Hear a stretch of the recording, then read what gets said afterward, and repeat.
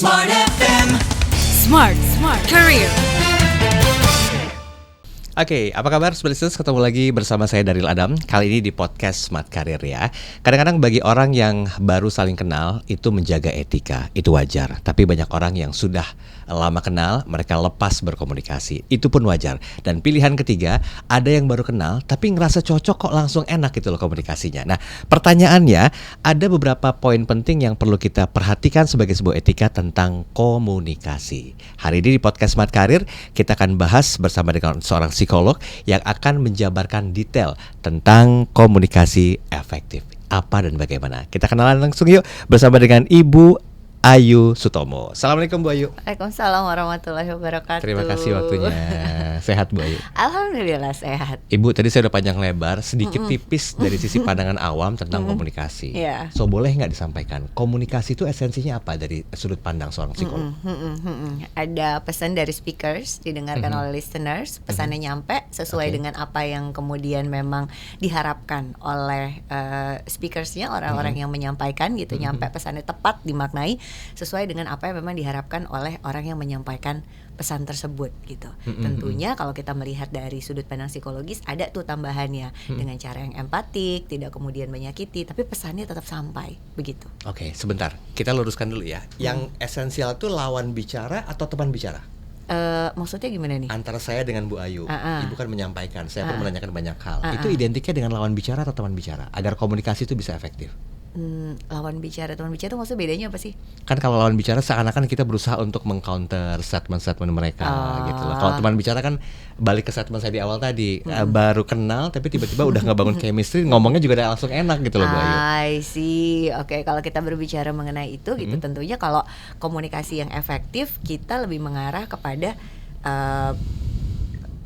komunikasi yang kan kita juga nggak bilang bahwa sesuatu yang di counter atau kemudian conflicting atau saya nggak setuju dengan apa yang Anda sampaikan gitu kan, itu bukan sesuatu yang nggak boleh sama sekali gitu, apalagi dalam komunikasi profesional itu suatu hal yang common banget. Kalau saya punya satu ide, Anda punya ide yang apa gitu kan ya, dan kemudian ada yang nggak sesuai dengan apa yang saya sampaikan gitu kan ya, itu satu hal yang nggak apa-apa banget gitu kan ya, cuma lebih kepada cara menyampaikannya. Pesan saya bener nyampe nggak nih dengan apa yang saya maksud, dengan apa yang Anda terima, itu tuh sesuatu yang bisa dipahami seperti yang saya maksudkan nggak sih gitu. Karena kadang ada terjadi mau menyampaikannya apa, tapi kemudian karena caranya tidak sesuai, pendekatannya tidak empatik, kemudian ada hal-hal yang mungkin terbawa gitu ya dari situasi-situasi sebelumnya gitu, ditambah dengan penyampaian yang berbeda atau dengan cara penyampaian yang kurang berkenan dari individu tersebut gitu kan ya, sehingga pada akhirnya pesan itu nggak nyampe, akhirnya tidak menjadi efektif lagi. Contoh mudahnya deh, kayak misalnya kita mau ngasih tahu tim kerja atau ngasih tahu ke subordinate, ubah dong cara kerjanya gitu, karena saya butuh output yang sesuai dengan apa yang saya harapkan. Ketika kita berbicara mengenai komunikasi efektif kan saya menyampaikan itu, cara yang diubah apa dengan detail, dengan baik gitu kan ya, sehingga orang tahu apa yang akan diubah dan outputnya, hasil pekerjaan itu akan sesuai dengan apa yang kita sampaikan tadi. Oke, pesannya nyampe gitu ya. Pesannya nyampe. Tapi kadang-kala gitu ada satu situasi-situasi tertentu di mana pada saat menyampaikan pesan, sesuatu yang diubah itu larinya ke kritik yang sifatnya tuh tentang personal, pribadi, atau bahasannya tuh kemana-mana gitu kan ya. Sehingga pada akhirnya pesannya nggak nyampe, output yang kita harapkan itu tidak keluar dari komunikasi tersebut gitu kan ya, tapi malah hal lain yang terjadi. Nah itu kan nggak jadi efektif lagi. Oke, jadi kalau bisa disamarikan sementara waktu nih, apa do and don'ts yang perlu dilakukan agar orang itu mampu menyampaikan sebuah bentuk komunikasi yang efektif, Bu Ayu? Nah, kalau kita berbicara mengenai apa yang perlu dilakukan gitu, kita paham betul gitu kan ya. Satu, pesan yang mau kita sampaikan apa sih? Kita clear dulu nih sama pesan yang mau kita sampaikan apa, kebutuhan kita tuh apa gitu. Kemudian yang kedua, kita mampu untuk menyampaikan itu dengan baik, in context tuh akan sangat baik banget gitu kalau kita mampu memahami dari sudut pandang si lawan bicara kita. Ini orangnya yang kayak gimana sih gitu kan ya. Apalagi kalau kita berbicara mengenai di kantor, kita bicara mengenai karir, orang tuh jenis ragamnya tuh banyak gitu.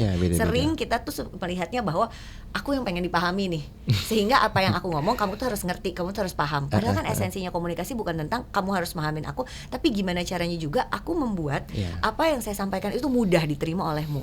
Nah untuk itu kan kita perlu tahu nih lawan bicara kita nih level of communicationnya sampai mana, gaya komunikasinya seperti apa, yang paling menyamankan buat dia seperti apa. Nah akan sangat baik kalau kita mampu tuh untuk bisa mengenali itu. Ada beberapa gitu tim kerja kita mungkin yang lebih nyaman dengan poin-poin 1, 2, 3, 4, 5 gitu kan. Oke, kita bisa berbicara dengan dia dengan poin-poin tersebut sepanjang pesan kita nyampe, kemudian itu bisa diterima dengan tepat, outputnya sesuai dengan kita harapkan. Ada lagi mungkin yang lebih dekatnya atau senangnya tuh dengan pendekatan yang emosional dulu, ngobrol dulu, cerita dulu sana sini, abis itu ini dong tolong bantuin kerjanya tuh harusnya yang seperti ini. Itu lebih nyambung mungkin dengan orang tersebut. Nah itu yang kemudian kita mencoba untuk mengkomunikasikannya dengan style yang seperti itu. Karena kalau kita berbicara mengenai komunikasi di kantor tuh seringnya Anda memahami saya. Padahal kan sebetulnya kita perlu berlatih untuk mau memahami orang yang mau kita kasih informasi tuh gimana cara supaya dia itu bisa paham dengan apa yang kita sampaikan, sehingga ujungnya outputnya adalah kita sama-sama berhasil nih. Ini kan hubungan profesional. Nah itu yang kita bilang efektif tuh kalau sampai berhasil. Cara efektifnya macam-macam, masing-masing orang punya style dan gayanya yang berbeda. Oke, sebentar, saya jadi tertarik untuk membahas sedikit masalah sisi ego ya, karena setiap orang seperti yang disampaikan oleh Bu Ayu tadi, kamu berusaha untuk mengerti saya juga berusaha untuk mengerti kamu. Itu kan berarti ada dua ego yang harus ketemu dan equal gitu ya. Setuju ya Bu Ayu ya. Nah, apakah komunikasi efektif ini juga mampu merampungkan segala permasalahan yang mungkin lebih ke intrapersonal, ke personal atau antar pribadi gitu loh. Kalaupun mampu, berapa waktu yang dibutuhkan untuk bisa melakukan sebuah pendekatan dengan ego masing-masing yang terbilang kayaknya kan susah juga untuk sendiri mengerti ya Bu Ayu ya. Oke, kalau kita mulai dari 0 to 0 artinya adalah sebenarnya nggak ada isu apa-apa nih di antara dua individu tersebut. Itu akan sangat-sangat mudah. Itu akan menjadi bukan sangat mudah, tapi menjadi lebih mudah gitu. Karena memang kita mulainya nggak ada isu apa-apa, 0 to 0 nih. Tapi kan kehidupan di dalam profesional, apalagi dalam yang day to day itu ketemu, semakin banyak interaksi, kerap gesekannya itu juga semakin banyak. Yang pada akhirnya kerap jadi adu-aduan ego nih seperti apa gitu kan. Nah kalau kemudian kita tanya efektif gimana? Oke, kalau berbicara mengenai ranah profesional, kita kembalikan ke ranah profesionalnya aja. Pada saat berbicara, kemudian tidak menyerang secara pribadi, apa-apa yang kita sampaikan itu sesuai dengan koridornya, apa-apa kebutuhannya memang berdasarkan tugas kita bersama nih harusnya seperti apa. Kita menjaga di ranah yang itu. Tapi kalau misalnya memang mau mencairkan suasana supaya kemudian bisa saling mengerti, ya bisa, tapi butuh waktu yang cukup panjang. Butuh pencairan suasana yang menyenangkan. Butuh komunikasi yang sifatnya mungkin lebih bukan hanya sekedar di kantor aja gitu kan ya. Tapi kayak kalau di kantor bisa dalam konteksnya itu ada team building, ada kegiatan-kegiatan yang dilakukan grup bersama sehingga bisa mencairkan suasana itu dulu. Tujuannya apa sih sebenarnya? Tujuannya adalah supaya membuat terkoneksi dulu. Kalau misal 0 to 0 gitu profesional oke, tapi ketika ada secara emosinya itu tidak terkoneksi, itu kan susah bagi kita untuk memberikan masukan. Kalau sudah ada gesekan ya, memberikan masukan, kita perlu ngebalikin dulu nih koneksinya. Karena rumus komunikasi itu kan connection before correction. Kita nggak akan mungkin mengkoreksi orang dengan sangat mudah ketika kita itu tidak terkoneksi sama orang itu. Setuju. Jadi misalnya kayak Mas dikoreksi sama orang yang nggak tahu siapa, kenal juga enggak, tiba-tiba datang kerjaan kamu nggak bagus nih gini. Siapa Anda gitu kan? Kita juga berpikir gitu kan. Tapi ketika kemudian kita dapat input itu dari orang yang kita tahu dia mengenal kita dengan baik, dia tahu kinerja kita, dia mau mendengarkan kita, which itu ada koneksi, kita akan lebih cenderung untuk mau mendengarkan dan mengikuti apa yang memang disarankan. Tapi lagi-lagi dengan kondisi itu ego bisa bermain ya. Siapa lu ngatur-ngatur, siapa lu ngasih feedback ya kayak gitu. Oke, baik. Bu, terakhir saya mau tanya, apakah memang dengan kita memahami esensi dari komunikasi efektif itu menjaminkan peningkatan karir? Balik lagi ke situasi kerja yang mungkin kadang-kadang suka ada konflik, saling bergesekan. Ini kan urgensi personalnya juga makin kuat di sana kan. Menjamin sih enggak ya, siapa sih yang bisa menjamin karir orang itu kan seperti betul, itu. Gesekan dan lala-lilinya kan banyak tuh ketika kita berbicara mengenai karir kan, gesekan, office politik dan yang lain-lain itu kan banyak. Menjamin enggak juga mungkin, tetapi bahwasanya itu membuat proses yang kita lalui itu menjadi lebih mudah sehingga pada akhirnya outputnya juga orang akan melihat lebih baik, dia bisa menghandle situasi itu dengan oke gitu kan ya. Itu lebih bisa terasa sih. Tapi kalau misalnya udah pasti dengan itu semua akan bisa, ya kan ada faktor-faktor yang di luar kendali kontrol kita ya. Tapi kalau kemudian kita mampu untuk melatih diri kita berkomunikasi menjadi jauh lebih efektif, kita mau mendengar orang lain, kita juga pada saat menyampaikan sesuatu nggak hanya berpikir bahwa orang-orang harus mengerti saya, tapi bagaimana pesan saya ini bisa sampai kepada orang lain sehingga pada akhirnya tujuan kita bersama bisa sampai. Nah itu kan akan menjadi nilai lebih yang dimiliki oleh individu tersebut yang berpotensi untuk bisa membuat karirnya lebih baik. Oke, nggak ada jaminan, nggak ada garansinya bahwa karir itu bisa melejit dengan bagus hanya dengan pahami komunikasi efektif. Betul. Boleh kita wrapping, Bu Ayu? Apa saja tips yang perlu diperhatikan agar smart listeners bisa melakukan komunikasi efektif walaupun masih taraf pembelajaran? Silakan. Apa tipsnya? Oke, satu, kalau kita berbicara mengenai komunikasi efektif gitu ya, satu tadi pesannya apa tuh harus clear. Kita mau di konteks profesional ya, pesannya apa sih tujuan kita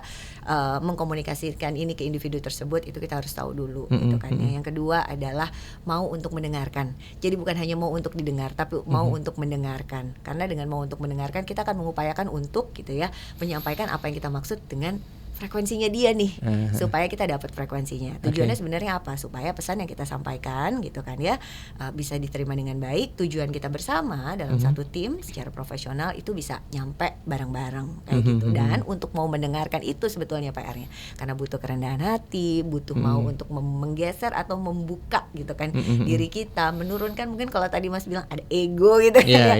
Ada yang perlu untuk kemudian sedikit diturunkan. Kalaupun emang kita kesulitan dengan hal tersebut, kita membuka ruang-ruang itu. Kenapa ya kok saya sulit banget untuk mau mendengarkan? Kenapa ya kok saya kesentuh atau kesentil banget kalau ada orang yang kayaknya ucapan saya tuh nggak langsung diiyain sama dia. Nah, itu kita perlu melihat ke diri kita lebih dalam untuk nyampe ke situ.